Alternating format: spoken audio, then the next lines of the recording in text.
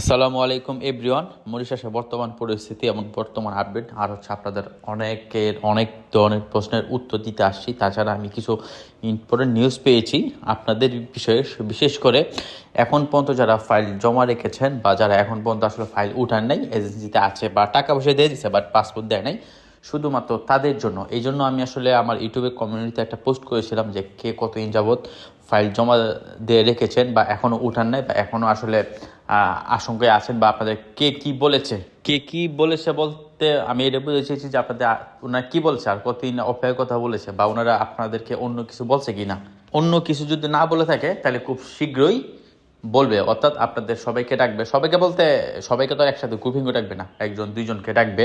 এছাড়া আপনাদের অনেক প্রশ্ন ছিল, অনেকদিন হলো আপডেট দিই না, আর আসলে আপডেট না থাকলে কিভাবে দেবো, মূল কথা হচ্ছে এটা। হ্যাঁ, যাই হোক, মূলত আপনাদের কিছু প্রশ্নের উত্তর দিতে আসছে। আর হচ্ছে আমি যে নিউজটা পেয়েছি